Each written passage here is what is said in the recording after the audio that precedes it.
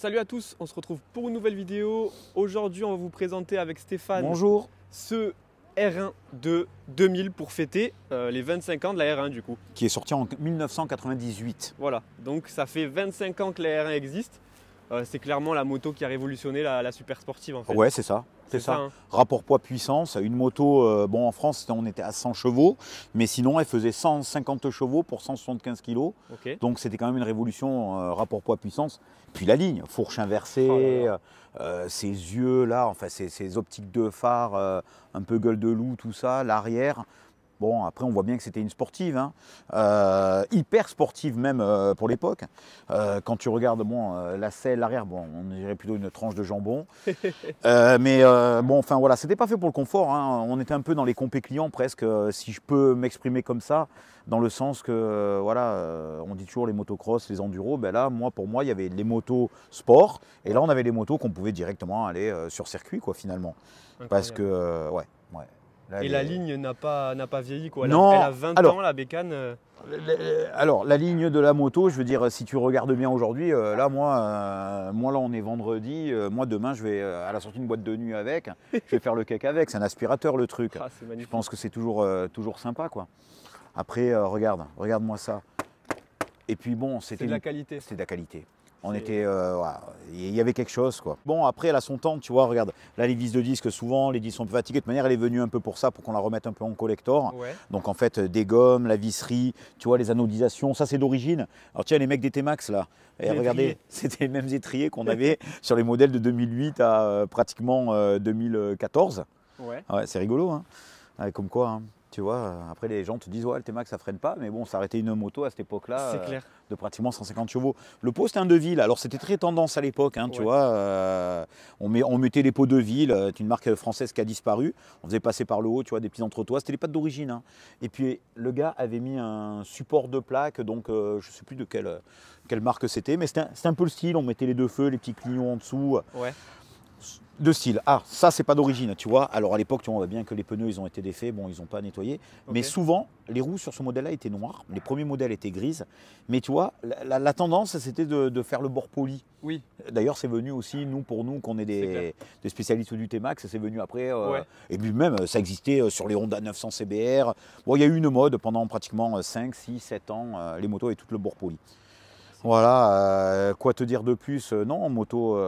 Ça te rappelle ta jeunesse? Ouais, c'est clair. Quand elle est sortie en 98, 28 ans, donc ouais, c'était sympa. Hein. Ah, elle est belle. C'était sympa. Hein, elle est sympa. Regarde-moi ce réservoir, ces formes ici et tout. Écoute, je te dis pas qu'elle est intemporelle. C'est clair que si on met une R1M à côté. Oui, mais écoute, je trouve qu'elle passe bien. Le bras oscillant. Regarde-moi ce châssis. Magnifique. Ouais, et le moteur d'ailleurs, c'est magnifique ça. On était sur du 5 soupapes par cylindre. Ok.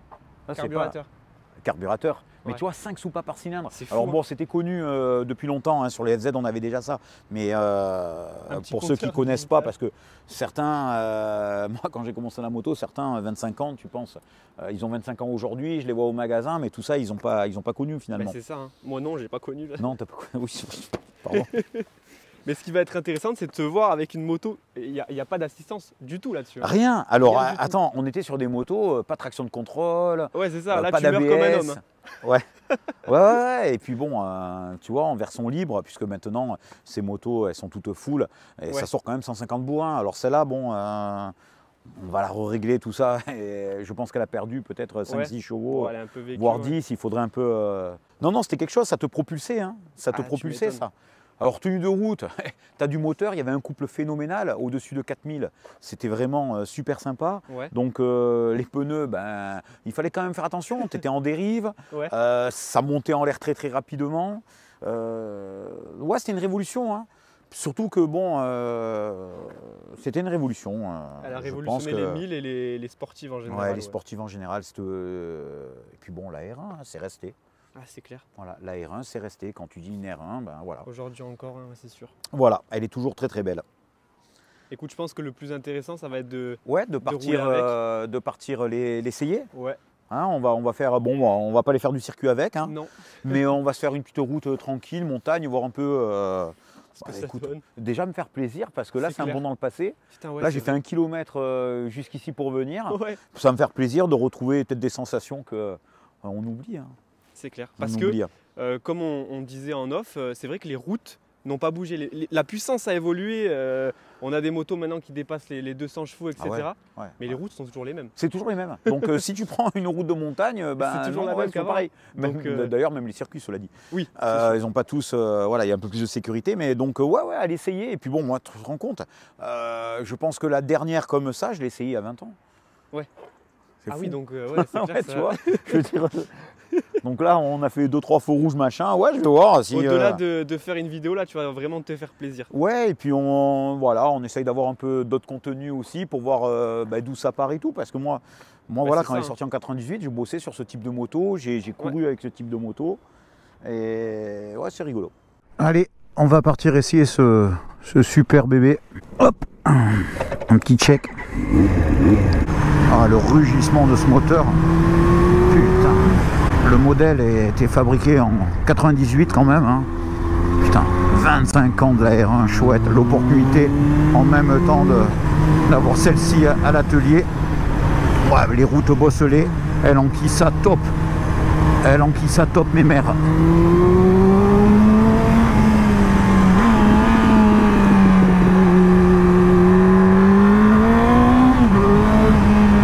Ouais, ça rugit d'une épingle à une autre. Ce freinage aussi, c'est dingue.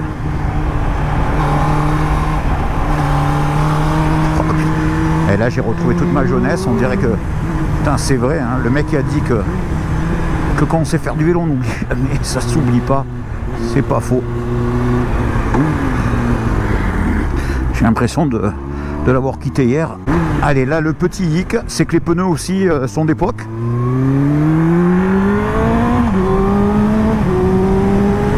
Sec. Cette moto, on va lui faire une petite rénovation et elle sera à vendre. Donc le client est vendeur. S'il y a quelqu'un qui est amateur de ce joli bébé, très rare dans son jus tel que. C'est des véhicules qui sont en train on passe de devenir quand même des véhicules de collection. Hein. C'est pas son terrain de prédilection, hein, des petites routes comme ça, mais elle s'y prête totalement. Et c'est vrai qu'on a les virages qui nous sautent à la figure. Oh, quel freinage quand même. Oui, c'est clair que c'était une révolution quand c'est sorti. Et encore aujourd'hui, honnêtement, putain, c'est d'enfer quoi. C'est d'enfer, je veux dire, pour se faire plaisir. Parce que je pense qu'en plus, dans les tarifs, je trouve qu'elles n'ont pas encore augmenté par rapport finalement à la Versto Moto. Donc là, on peut se faire plaisir avec une R1 qui a un peu de bouteille, mais qui a un look pas si démodé que ça au final. C'est sûr, hein, moi qui essaye 90% des T-Max, maintenant on s'est dit tiens, on va vous donner un peu de contenu un peu différent, sortir un peu aussi de ma routine. Vous voyez, pas besoin de faire rugir le moteur pour avancer à une bonne cadence.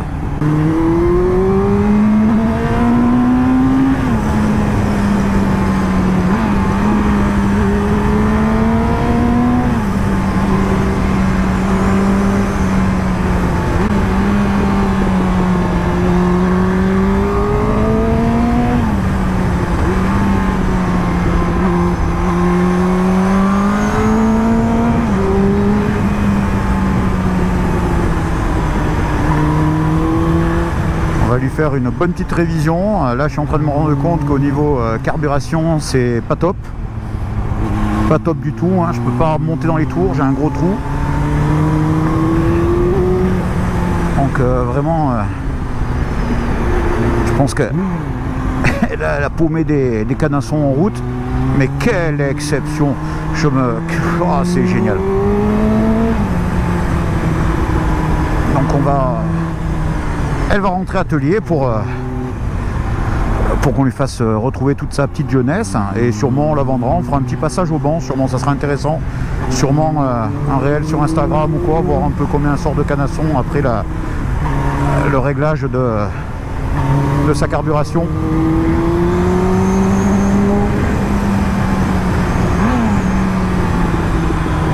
Oh, c'est génial. machine à remonter le temps ce truc.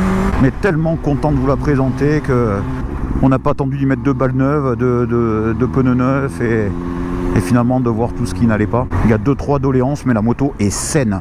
On voit vraiment la moto qui a été entretenue au fil des années et qui est restée dans son jus, mais la moto est vraiment saine, elle n'a pas été bricolée. C'est génial. Mais quelle agilité! On veut dire, cet endroit est le terrain de prédilection peut-être de certains gros trails, de KTM, de 1200 GS et tout. Et pourtant, je pense que si je devrais me faire une balade moto avec ce type de moto, je ne serais absolument pas à la traîne. Elle est vraiment d'enfer. Vous voulez tester un peu le freinage? Hop. Ah, sympa. Freinage de l'arrière. Ça assoit bien la moto, ça la met légèrement en dérive. Hop. Yeah. On s'amuse encore un petit stoppie.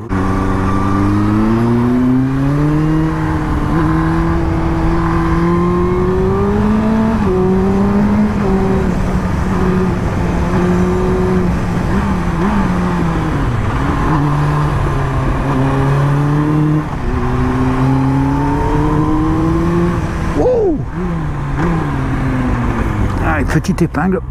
Ah, ça n'est plus l'âge. Ah, c'est top. Là, ça négocie bien quand même. Hein. 175 kg, c'est pas mal. C'est pas mal. Oh putain, le chien. Ah, attention, mon doudou.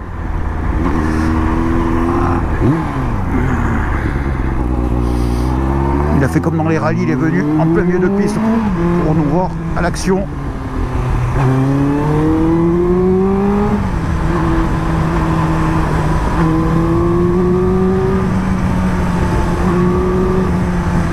Les gens qui me connaissent, qui suis assez bavard, doivent se dire putain mais il parle pas beaucoup là. Et non là, on parle moins. Et je me dis qu'avec une moto d'aujourd'hui, on doit encore parler beaucoup moins.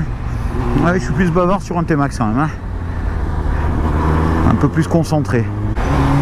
Ouais, dans ces petites routes, c'est pas la peine de faire toujours pareil, des grosses accélérations, parce que de toute manière on va faire un gros freinage automatiquement pour arrêter par rapport à la vitesse. Donc parfois il vaut mieux enrouler.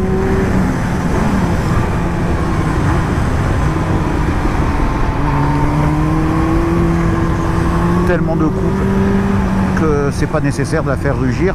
Et puis de toute manière, oui, c'est le Tourist Trophy là. Il faut un peu de bouteille quand même si on veut tirer un peu la moto, parce que ou alors il faut un physique de bûcheron quand même. Hein. Là j'ai les poignets là, waouh, ça freine, c'est.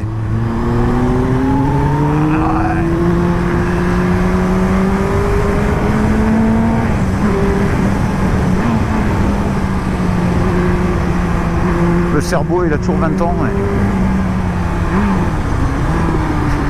Mais là, le physique il souffre un peu plus là. Le bruit du 4 cylindres, c'est toujours beau un 4 cylindres. Alors c'est vrai que là, en Grand Prix le 4 cylindres, j'espère cette année que Yamaha a fait quelque chose dans leur moto de Grand Prix, mais voilà, en Grand Prix on est en train de se rendre compte que par rapport à ces gros V4, le 4 cylindres est un peu la peine, mais putain c'est... Quel régal, vraiment sympa. Ça me fait du bien finalement d'essayer un peu quelque chose qui me sorte de mes petits T-Max. Et je les adore pourtant, et je les adore mes T-Max.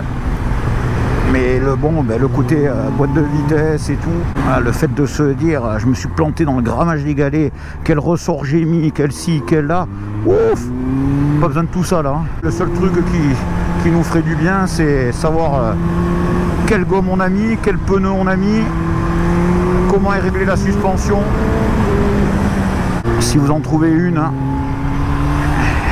pour vous faire plaisir le week-end, parce que à ce budget qu'on peut les trouver, je pense que vous pouvez garder le T-Max et se faire plaisir avec ce type de moto. Alors par contre, ouais, bien sûr la prendre en main, il y a quand même un peu de chevaux, Il n'y a pas de traction de contrôle. Voilà, les courbes, il faut les prendre. Il faut une certaine tenue et surtout pas accélérer sur l'angle. Non, non, super content de vous avoir présenté aujourd'hui cette moto. Voilà, pour juste faire une parenthèse, ça me fait du bien de retrouver cette moto pratiquement 20 ans après. Et me dire, elle n'a pas pris une ride, vraiment.